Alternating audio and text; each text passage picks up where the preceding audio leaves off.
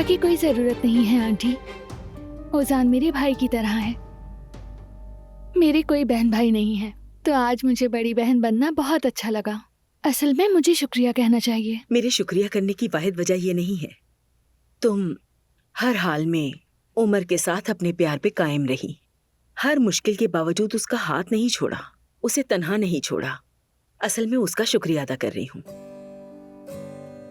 अरे अम्मी, आखिरकार आप भी मोहब्बत करने वालों के साथ हैं। सही कहा ना मैंने? तुम्हारी माँ का मौक़िफ़ वाज़ेह है बेटे। जब तुम बाप बनोगे तब समझ आएगा। दुनिया एक तरफ और बच्चे एक तरफ होते हैं। लेकिन मैं नहीं चाहती थी कि तुम्हारा दिल दुखे, इसीलिए शुरू में मुखालफत की। अम्मी, भाई और आयशा बहुत खुश हैं एक साथ। देखें, यहाँ कोई दिल दुखाने वाली बात नहीं है। मोहब्बत करते हैं एक दूसरे से ये। देख रही हूँ आशिक है। लेकिन मोहब्बत एक नाजुक पौधे की तरह होती है बेटी। सख्त हवाओं का सामना किए बगैर वो नाजुक पौधा कभी भी फल नहीं दे सकता है बेटी। तुम्हारे सामने भी मुश्किल दिन आएंगे। उम्मीद है तुम्हारी मोहब्बत उन सख्त हवाओं से मुतासिर नहीं होगी।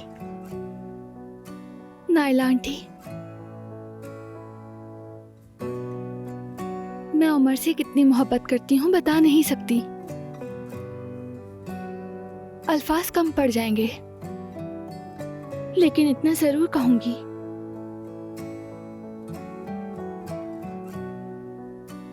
कि उमर के बगैर मेरी जिंदगी अधूरी थी।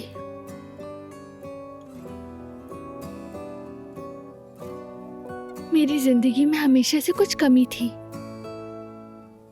उसके आने के बाद एहसास हुआ कि मेरी जिंदगी कितनी बेरंग थी। आयशा बाजी,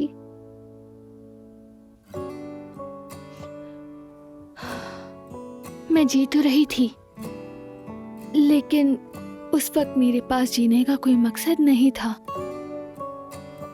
उमर के आने से मुझे मकसद मिला।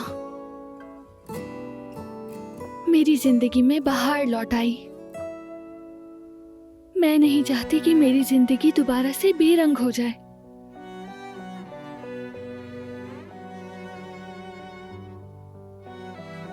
उमर हमेशा मेरी खुशी का ख्याल रखता है। मैं उसे कभी नहीं छोड़ूंगी